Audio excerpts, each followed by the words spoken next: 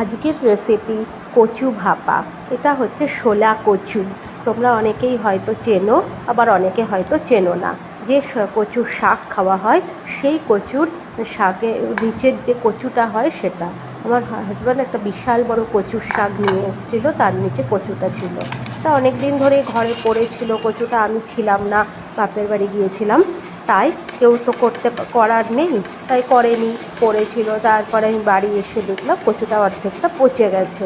যাই হোক, বাকি অর্ধেকটা বাদ দিয়ে বাকি যেটুকুনি ভালো ছিল সেই অংশটা পুরো ছাড়িয়ে নিলাম, নিয়ে একটা গ্রেটারে গ্রেট করে নিলাম, আর একটা নারকেল কুড়িয়ে নিলাম। তোমরা কারা কারা কচু খেতে ভালোবাসো বলো জানিও।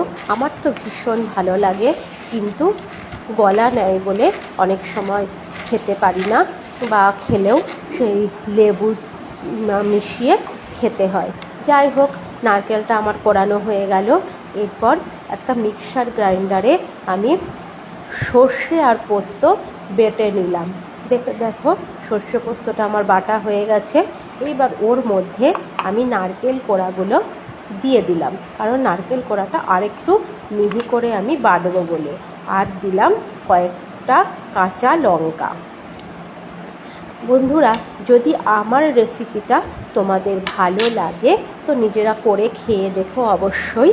আর ভালো লাগলে লাইক, কমেন্ট, শেয়ার করো এবং আমার চ্যানেলটাকে সাবস্ক্রাইব করে দিও। আচ্ছা, আমি এবার সমস্ত উপকরণ একসাথে মিশিয়ে নেব। ওই যে কচুটা গ্রেট করে নিয়েছি তার মধ্যে আমি নারকেল কোড়াটাও বেটে নিয়েছিলাম মিহি করে। এবার সব কিছু একসাথে মিক্সড করে নিলাম, আর তার মধ্যে দিয়ে দিলাম একে একে স্বাদ মতো লবণ,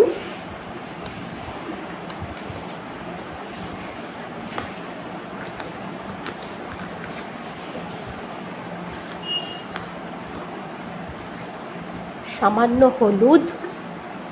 হলুদটা কম্পালসারি নয়, না দিলেও দিতে পারো, কিন্তু আমি একটু দিই যাতে একটু কালার লাগে, ভালো লাগে দেখতে, তাই জন্য। আর দিলাম একটু কাঁচা সর্ষের তেলটা একটু বেশি করেই দিতে হবে।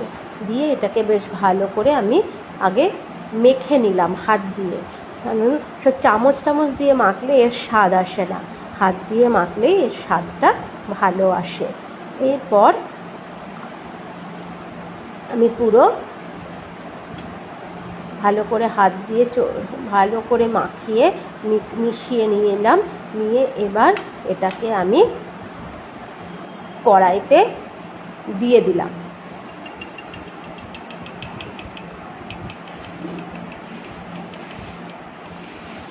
আর দিয়ে দিলাম এর মধ্যে দুটো গোটা কাঁচা লঙ্কা,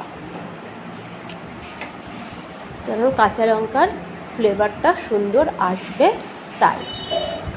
দিয়ে এইবার আমি কড়াইটা একদম আঁচ কমিয়ে দিয়ে ধিমে আঁচে আমি কড়াইটা ঢাকা দিয়ে দিলাম।